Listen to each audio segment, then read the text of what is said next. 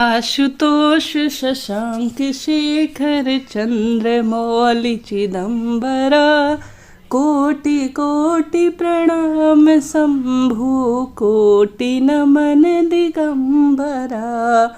हर हर महादेव, जय शिव शंभु। आज सावन सोमवार की आप सभी को बहुत सारी शुभकामनाएं। माता रानी महादेव आपके जीवन में खूब सारी खुशियां दे, यही प्रार्थना करते हैं। आज सोमवार व्रत कथा का सुंदर श्रवण इस वीडियो में करेंगे। सोमवार का व्रत साधारणतया दिन के तीसरे पहर तक होता है। व्रत में फलाहार या पारण का कोई खास नियम नहीं होता, परंतु यह आवश्यक है कि दिन रात में केवल एक समय ही भोजन करें। सोमवार के व्रत में शिव जी पार्वती का पूजन करना चाहिए। सोमवार के व्रत 3 प्रकार के होते हैं। एक साधारण सोमवार, प्रति सोमवार जिसे कहा जाता है, एक सौम्य प्रदोष और 16 सोमवार। तीनों की विधि एक जैसी करीब करीब होती है। शिव पूजन के पश्चात कथा सुननी चाहिए। प्रदोष व्रत 16 सोमवार व्रत की कथा अलग अलग होती है, जो कि हम धीरे धीरे आप सभी तक पहुंचाने का प्रयत्न करते हैं। सबसे पहले आरंभ करते हैं सोमवार व्रत कथा से। मेरे साथ भी आप सभी मंत्रों का दान करते हुए, प्रभु स्मरण करते हुए कमेंट्स बॉक्स में जरूर से हर हर महादेव, श्री शिवाय नमस्तुभ्यम या ओम नमः शिवाय जरूर से लिखें। और चैनल पर नए हैं तो कृपया लाइक करें, शेयर करें, सब्सक्राइब करें। आरंभ करते हैं।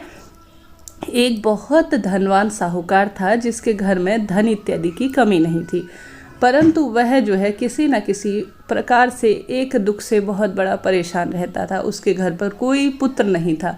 वह इसी चिंता में रात दिन रहता था। वह पुत्र की कामना के लिए प्रति सोमवार को शिव जी का पूजन, व्रत, हवन और शाम के समय में शिव मंदिर जाकर विशेष रूप से पूजन किया करता था, दीपदान किया करता था। जिससे कि उसके प्रभाव को देखकर, उसकी भक्ति भावना को देखकर एक समय श्री पार्वती जी ने शिव जी से कहा कि महाराज, जीवन में मुझे लगता है कि इस साहूकार से अनन्य भक्त आपका कोई नहीं है और सदैव आपका पूजन करता है, व्रत करता है, दान पुण्य में भी यह अग्रणी है। इसकी मनोकामना आपको अवश्य पूर्ण करनी चाहिए। तब शिव जी ने कहा, हे पार्वती, यह संसार कर्म क्षेत्र है। जैसे किसान खेत में बीज बोता है वैसे ही फल काटता है, उसी तरह इस संसार में जैसा कर्म करते हैं वैसा ही फल भोगते हैं। अतः पार्वती जी ने अनंत आग्रह के बाद, महाराज, जब यह आपका अनन्य भक्त है, इसको अन्य किसी प्रकार का दुख नहीं है और यह बहुत अमूल्य व्यक्तियों में से एक है, तो इसका दुख आपको अवश्य दूर करना चाहिए, क्योंकि आप सदैव अपने भक्तों पर दयालु हैं और उनके दुखों को दूर करते हैं। यदि आप ऐसा नहीं करेंगे तो मनुष्य आपकी सेवा, व्रत, पूजा, आराधना और जीवन में सब सुखों की कामना करते हुए विशेष आराधना कैसे करेगा। पार्वती जी का ऐसा आग्रह देख शिव जी बोले, हे पार्वती, इसके कोई अगर पुत्र नहीं है, लेकिन इसी चिंता में यह दुखी रहता है, इसके भाग्य में पुत्र न होने पर मैं इसको पुत्र की प्राप्ति का वर तो दे दूँ, परंतु इसका पुत्र केवल 12 वर्ष तक ही जीवित रहेगा। इसके पश्चात वह मृत्यु को प्राप्त हो जाएगा। इससे अधिक मैं और कुछ इसके लिए नहीं कर सकता। यह सब बात साहूकार गुप्त रूप से सुन रहा था। उसको इस बात की न तो प्रसन्नता हुई और न ही वह दुखी हुआ। वह पहले जैसा ही सामान्य तरह से, जैसी उसकी दिनचर्या थी, शिव भक्ति में अपना समय व्यतीत करता, शिव महात्म को सुनता, शिव कथाओं का श्रवण करता और विधि विधान से पूजन करता। कुछ काल बीत ही गया था कि साहूकार की स्त्री गर्भवती हो गई और 10वें महीने उसके गर्भ से अति सुंदर पुत्र की उन्हें प्राप्ति हुई। साहूकार के घर में बहुत खुशियां मनाई गई, परंतु साहूकार ने केवल उसके 12 वर्ष की आयु जान कोई अधिक प्रसन्नता प्रकट नहीं की और न ही यह बात किसी को बताई। जब वह बालक 11 वर्ष का हो गया तो उस बालक की माता ने उसके पिता से विवाह आदि के लिए कहा, तो साहूकार कहने लगा कि अभी मैं इस बालक का विवाह नहीं करूंगा, अपने पुत्र को काशी पढ़ने के लिए भेजूंगा। फिर साहूकार ने अपने साले अर्थात बालक के मामा को बुलाकर उसको बहुत सारा धन देकर कहा कि तुम इस बालक को काशी जी पढ़ने के लिए ले जाओ और रास्ते में जिस स्थान पर भी जाओ, यज्ञ करते हुए और ब्राह्मणों को भोजन करवाते हुए जाना।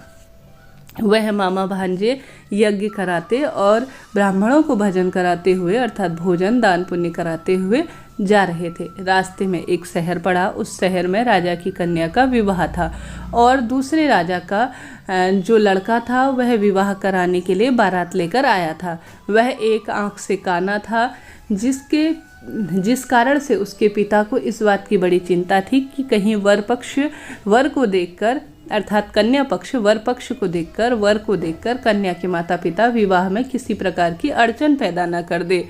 इस कारण जब उसने अति सुंदर सेठ के लड़के को देखा तो मन में विचार आया कि क्यों न दरवाजे के समय अर्थात विवाह के समय इस लड़के को वर का काम चलाया जाए।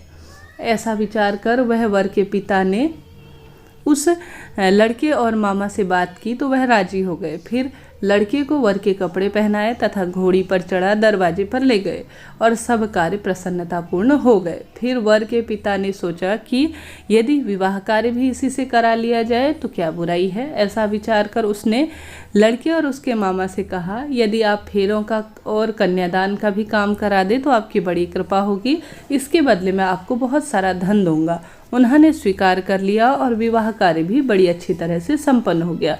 परंतु जिस समय लड़का जाने लगा तो उसने राजकुमारी की चुंदड़ी के पल्ले पर सारी बातें लिख दी कि तेरा विवाह तो मेरे साथ हुआ है, परंतु जिस राजकुमार के साथ तुम्हें यह विदा करेंगे भिजवाएंगे वह एक आंख से काना है और मैं काशी पढ़ने जा रहा हूँ। लड़के के जाने के पश्चात उस राजकुमारी ने जब अपनी चुंदड़ी में ऐसा लिखा हुआ पाया तो उसने राजकुमार के साथ जाने से मना कर दिया और कहा कि मेरा पति यह नहीं है, मेरा विवाह इसके साथ नहीं हुआ है, मेरा पति तो काशी पढ़ने गया है। राजकुमारी के माता पिता अपनी कन्या को विदा नहीं किया और बारात वापस चली गई। उधर सेठ का लड़का और उसके मामा काशी जी पहुँच गए। वहाँ जाकर उन्होंने यज्ञ करना और लड़के ने पढ़ना और पठन पाठन और हवन यज्ञ पूजा पाठ का कार्य शुरू कर दिया। जब लड़के की आयु 12 वर्ष की हो गई तो उस दिन उसने यज्ञ इत्यादि रचा था और दान पुण्य के लिए विशेष कार्य कर रहा था। लड़के ने अपने मामा से कहा, मामा जी आज मेरी तबीयत कुछ ठीक नहीं है। मामा ने कहा अंदर जाकर सो जाओ। लड़का अंदर जाकर सो गया और थोड़ी देर में ही उसके प्राण निकल गए।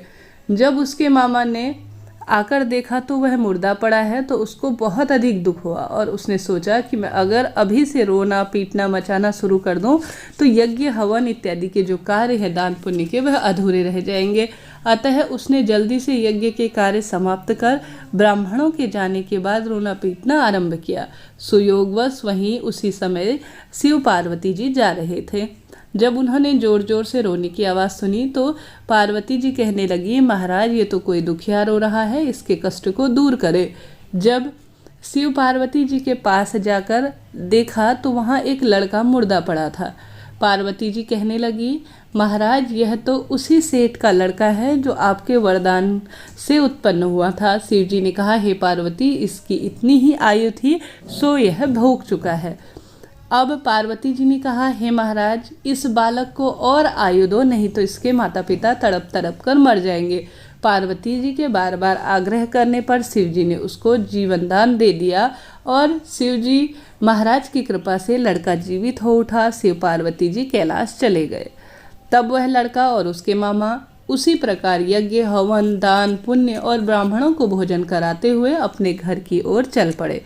रास्ते में उसी शहर में आए जहाँ उनका विवाह हुआ था। वहाँ पर आकर भी उन्होंने यज्ञ इत्यादि का कार्य आरंभ कर दिया तो उस लड़के के ससुर ने उसको पहचान लिया और अपने महल की ओर वह बड़े प्रेम पूर्वक उन्हें लेकर गए। उसकी बड़ी खातिरदारी की और साथ भी बहुत दास दासियों सहित बहुत अधिक धन इत्यादि देकर आदरपूर्वक लड़की और जमाई को विदा किया। जब वह अपने शहर के निकट गया तो मामा ने कहा कि मैं पहले तुम्हारे घर जाकर खबर करके आता हूँ। जब उस लड़के का मामा घर पहुँचा तो लड़के के माता पिता घर की छत पर बैठे थे और प्रण ले रखा था कि यदि हमारा पुत्र सकुशल लौट आया तो हम राजी खुशी नीचे आ जाएंगे, नहीं तो छत से गिरकर अपने प्राण खो देंगे। इतने में उस लड़के के मामा ने आकर वह समाचार दिया कि आपका पुत्र आ गया है और साथ में विवाह इत्यादि भी करके लाया है। तो उनको विश्वास नहीं हुआ। तब मामा ने शपथ अर्थात कसम इत्यादि खाकर उनका जो है उसकी विशेष बात कराई कि वह विवाह इत्यादि भी करके आया है और बहुत सारा धन लेकर आया है। तो सेठ ने आनंद पूर्वक कहा कि आपका पुत्र अपनी स्त्री के साथ बहुत सारा सुख आपको प्रदान करेगा, आप प्रसन्न हो जाएं और स्वागत की तैयारी करें। इसी प्रकार से जो भी सोमवार के व्रत धारण करता है, शास्त्रों में वर्णित है, पूरे सावन सोमवार के जो व्रत करता है, पूरे जो वर्ष भर में सावन व्रत होते हैं सावन के, उनका पुण्य प्रताप उन व्यक्ति को प्राप्त हो जाता है। इसके अलावा जो व्रत की कथा और महत्व सुनता है, उसकी समस्त मनोकामनाएं पूर्ण होते हुए अंत में वह शिवलोक में स्थान प्राप्त करता है और पूरे परिवार का कल्याण होता है। सरल सी कथा, परंतु अपने आप में परम सुख देने वाली, हम सभी ने इस वीडियो में ज्ञात की। अगर यह वीडियो आपके लिए भी उपयोगी रहा हो, आप इस वीडियो को, इस कथा को सुनकर बहुत अधिक शिव भक्ति अपने अंदर अभिमंत्रित कर पा रहे हैं, तो आपका लाख लाख धन्यवाद कि आपने यह कथा सुनी। और साथ ही महादेव माँ पार्वती आपके जीवन में हमेशा खुशियों के भंडार भरे, यही प्रार्थना करते हुए श्री शिवाय नमस्तुभ्यम। हर हर महादेव।